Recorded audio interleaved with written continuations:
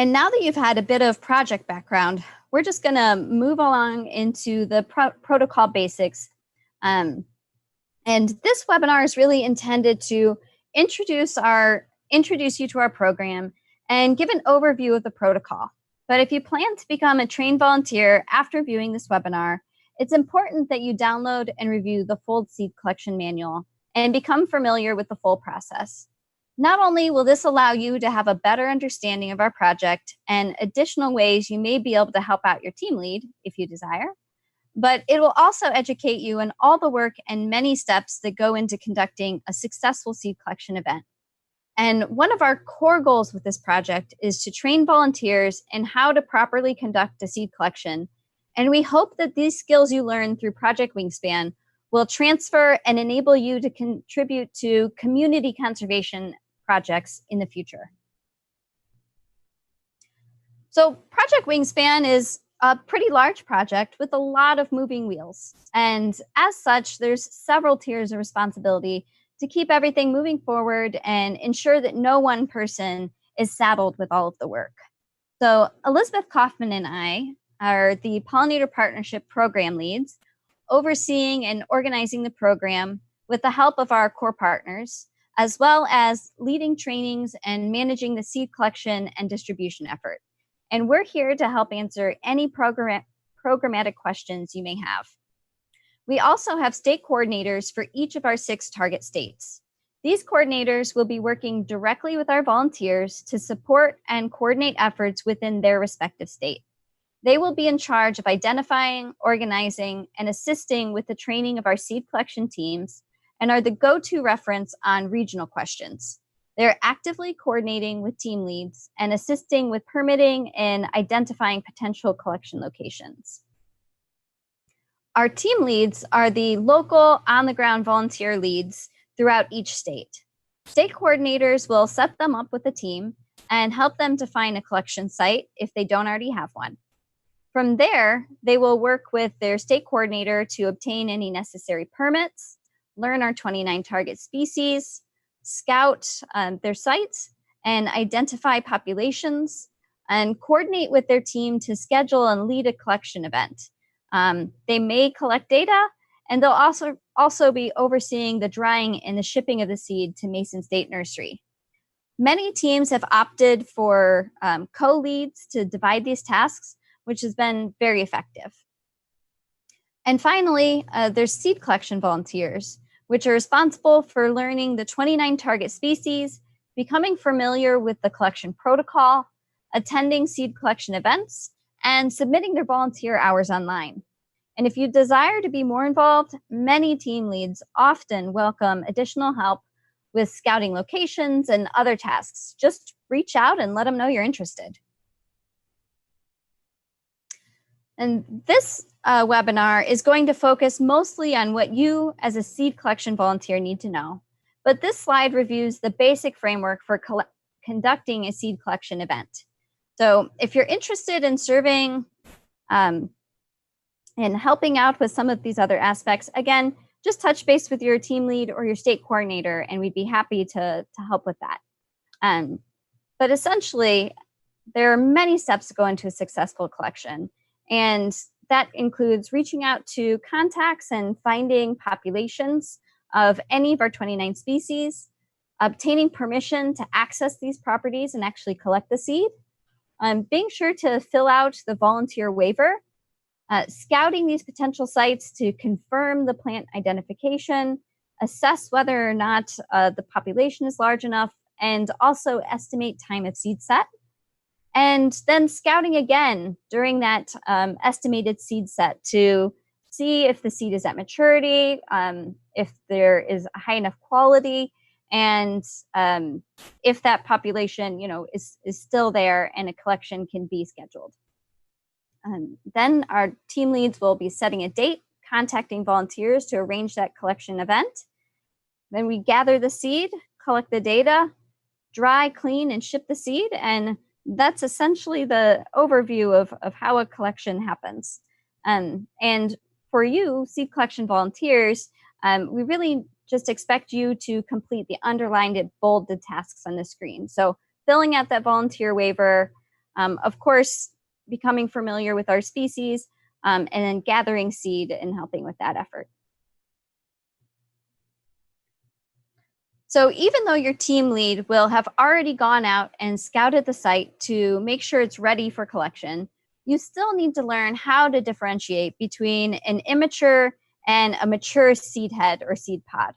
Not every plant will mature at the same rate, and although enough plants at the site may be ready for collection, you'll still need to be able to identify plants that aren't quite ready yet to ensure that you're collecting the most viable seed. And so you can see in these two photos of the Golden Alexander or Zizia aurea, many of these qualities that we look for. And that will be a change in the fruit or seed color. If they are in a pod, the fruits may be splitting or breaking open. In some cases, if the seeds are in a seed capsule, they can rattle and you'll be able to hear them be nice and dry and loose in that pod.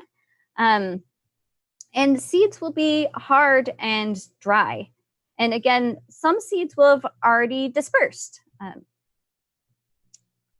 So one way of testing whether or not a seed is ready is to perform a seed cut test. Now, again, your team lead will ensure that majority of the seed is ripe for picking, but it is essential for each volunteer to learn the difference between a seed that is ready and one that is not. And one method of determining this is by conducting a seed test in a field. Not every seed is amenable to inspection using this method. Some are simply too small. And as such, it's important to always consider the visual assessment characteristics that you learned on the last slide when inspecting your plants. But that said, let's go over what a cut test is and what it can tell you. So a cut test is a way of inspecting the internal tissues of the seed to check for maturity and viability.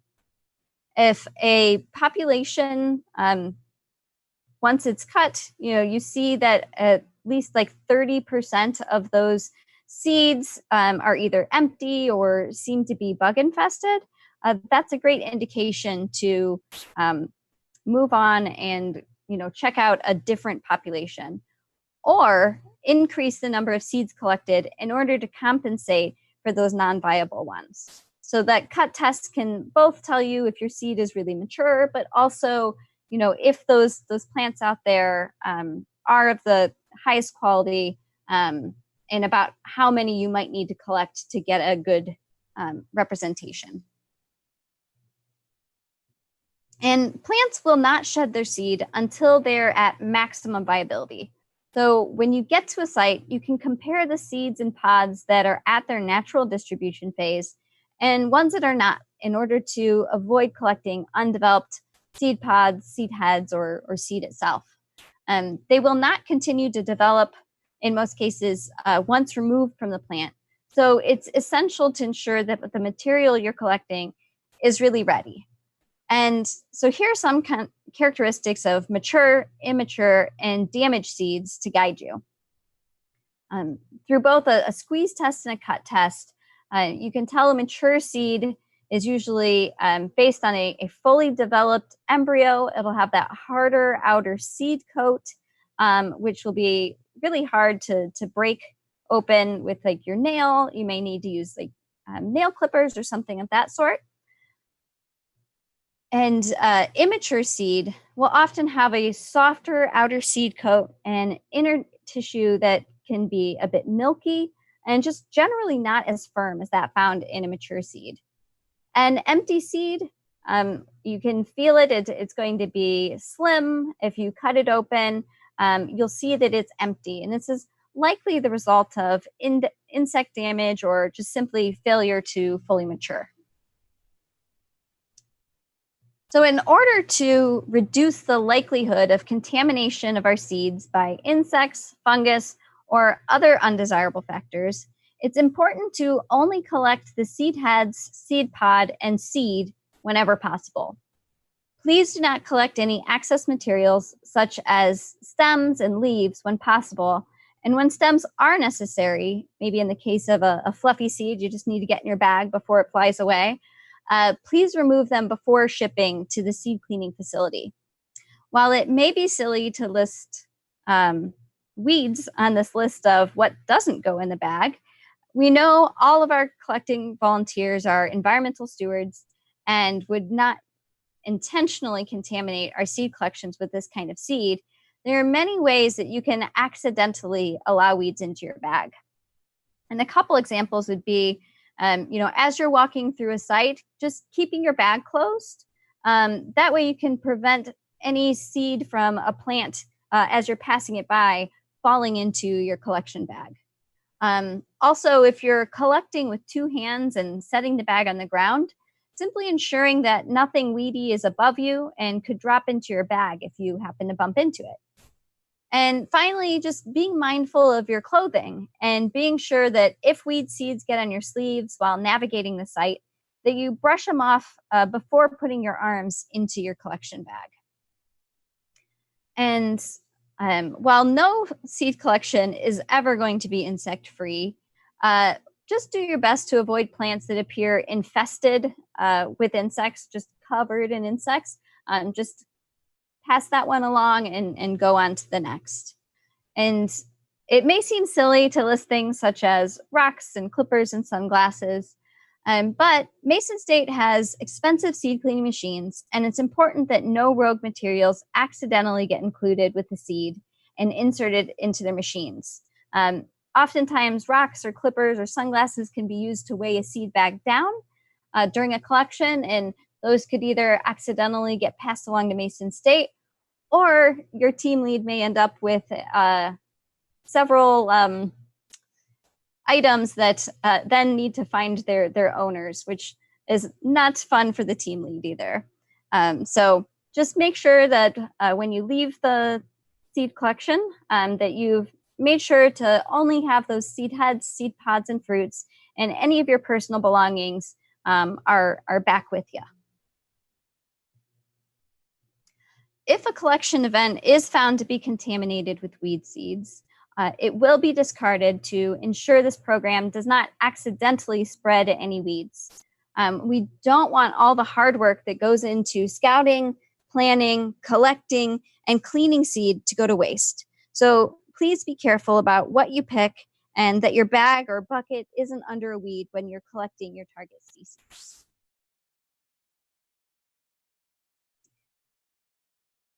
So now that we know how to check if the seed is mature, let's talk about seed collecting techniques. So the best management practices, according to the Bureau of Land Management Seeds of Success program, is to collect no more than 20% of any individual plant's reproductive output in the year. And so you want to make sure that you are collecting randomly from a diverse selection of plants, regardless of its characteristics. We want to make sure that we're getting genetically representative propagules suitable for plant reintroductions. So you don't want to stay in one small area, even if it has dense plants. Those might be closely related. So you definitely want to collect there, but also spread far and wide throughout the site and make sure to get those other individuals in the landscape. And you want to watch where your team members are and don't collect from the same spots. It's best to spread out first and then collect on your way back to avoid any over-harvesting.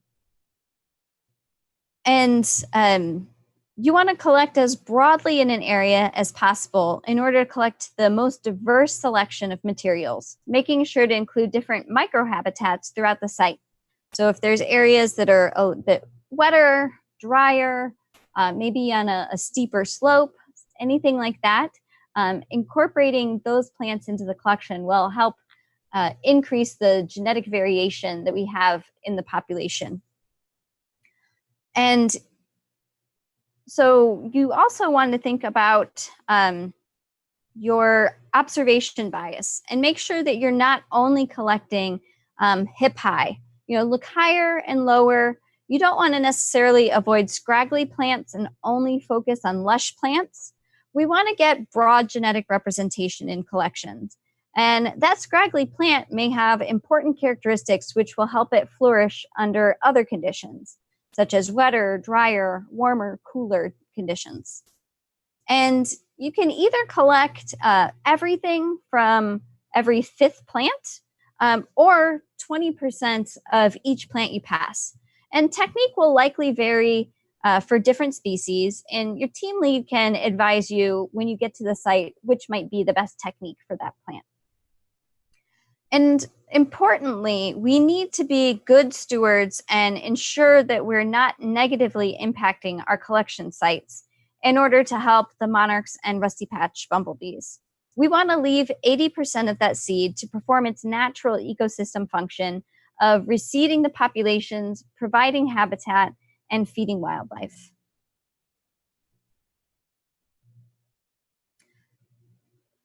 And thoroughly cleaning, testing, cataloging, and handling seed is very time-consuming work for our partners at Mason State Nursery.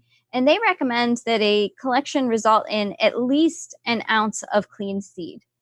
Collections resulting in larger than an ounce are most certainly encouraged whenever possible. The more seed we can get, the more habitat we can enhance. And here are a couple photos to illustrate what an ounce of a few of our target species looks like, with a can of pop there for reference, for size.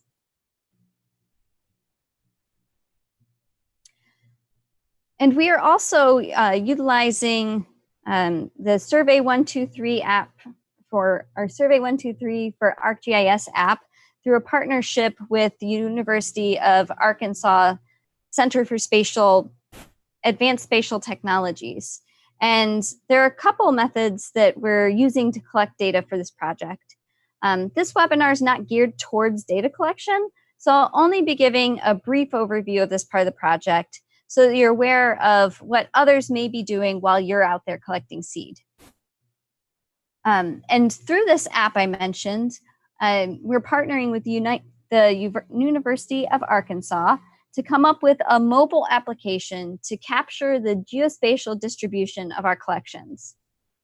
CAST used the Survey 123 application to create a survey that allows us to capture the GPS coordinates and other characteristics of each seed collection. And this goes into a secure database that will be used to help us redistribute the seed onto the landscape. It also functions as a photo library to ensure that the correct species are being collected through these digital vouchers.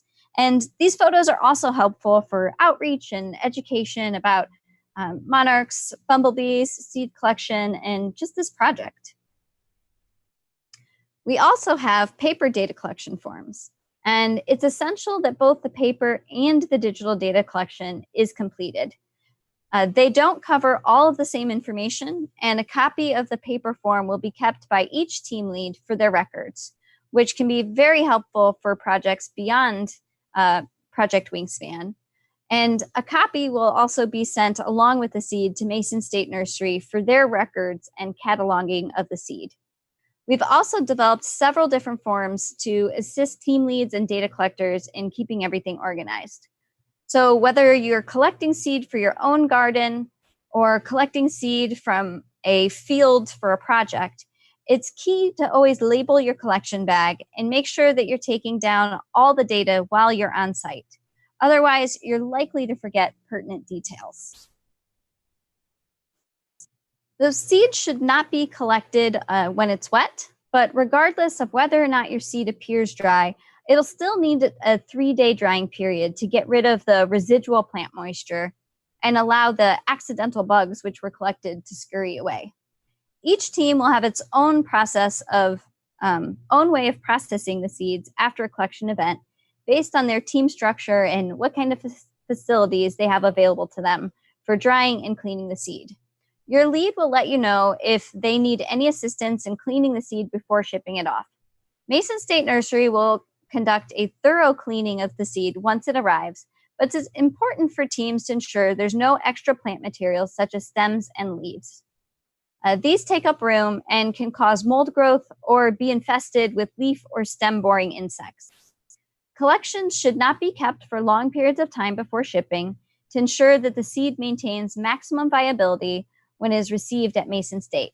But it is okay to hold on to them for a week or so in proper conditions, which would be dry, dark, cool location with ventilation in order to send the seeds in bulk when possible. And your team lead will handle the shipping of the seed. And so now we'll discuss some of the other things that you'll want to keep in mind when including safety concerns, controlling the spread of noxious weeds. And so with safety concerns, it's important to remember to be careful when handling milkweed plants and even some of these other species, because the sap might be irritant to your skin, and if gotten into your eyes or face, may be damaging. So it's important to always be careful when handling these plants and being mindful of not touching your face or your eyes.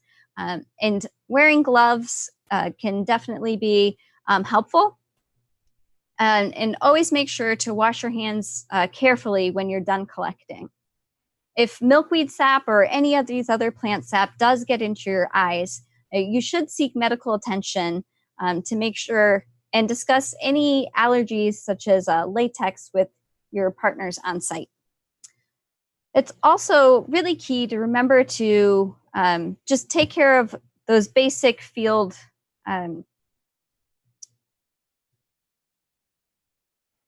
preparations.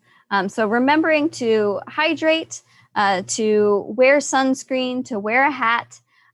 It's really important to make sure that you have, a minimum of a liter of water and ensure that you don't get dehydrated while out in the field.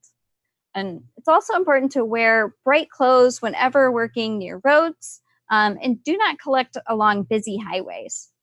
You always want to check for ticks after leaving the field, and we recommend tucking your pants into your socks and your shirt into your pants, as well as using insect repellent. And, being a good team member and doing tick checks on one another to make sure that you look good. You also always want to remain aware of your surroundings. So watch out for poison ivy, poison oak, poison sumac, and wild parsnip. And in natural resources work, including seed collections, equipment and organisms are often moved from one location to another. And this provides the potential for the spread of non-target species to invade new habitat. And non-target species are the plants, animals, diseases, pathogens, and parasites that are not intended to be moved. So as responsible environmental stewards, it's essential that we do our best to reduce our impact and prevent the movement of invasive and weedy species whenever possible. And that can be done by, first of all, educating yourself. So learn to identify the problem weeds that you might encounter. It's easy to learn to identify many of the problem weeds in your areas, and you can find a host of free identification guides wherever you are. There are many websites available to learn about your local problem weeds and invasive species. A couple places you can check are your Department of Natural Resources, Soil and Water Conservation Districts, Fish and Wildlife Service. Many of these and your local park systems will often have great information on local invasive weeds. Also, you want to make sure that you are coming clean. So before leaving the home, take a little time to inspect your gear and remove dirt, plants, and seeds from clothing, boots, gear, and vehicles. And whenever possible, wear low-tread footwear that doesn't hold soils, seeds, plant parts, or invertebrates. And while you're on site, pay attention to your surroundings and avoid walking through weed patches to reduce the amount of seeds that you may be transporting as hitchhikers. And also, you want to be sure to leave clean. So before you leave the site, carefully inspect yourself and your equipment at the end of your trip. Weed seeds will cling to most materials, so be sure to carefully check everything. Use items like a stiff brush, a stick, or a small screwdriver to help remove soils, seeds, and plant parts or invertebrates. You can use boot brushes and other removal devices when possible. And you want to make sure that you're not cleaning clothing or footwear or gear near waterways, because this may promote the spread of invasive species downstream. You can also put together a 70% alcohol solution to spray and sanitize boots and equipment as an extra precaution. So not only is this important work, but it's also really fun. So please feel free to take photos and send us pictures of your collection teams in action. We can use these photos to then promote this vital on-the-ground work that our volunteers are doing and raise awareness about our imperiled pollinators' decline. And one of the many important measures that grant funding agencies look at to judge the success of a project is community involvement and volunteer support. And it's important for us to understand the various affiliations and time spent by our volunteers so that we can report this back to the National Fish and Wildlife Foundation as an in-kind match of time. These records can also be beneficial to a volunteer to track because in some states, depending on your income, you may be able to use this information as a tax write-off. So I want to thank you so much for tuning in for today's webinar covering the basics of Project Wingspan. If you're watching this to complete a portion of the online training, please make sure to complete the rest of the training at the on our website. And after watching this presentation, if you're interested in finding out if there's a seed collection team near you, please reach out to your state coordinator to find out. And their contact information is here on the screen. And remember, the overall goal is to provide this much needed habitat for our monarch butterflies, our rusty patch bumblebees, and our other imperiled pollinators. So thank you so much for your interest in pollinator conservation, and we look forward to the potential to have you collect seed for Project Wingspan.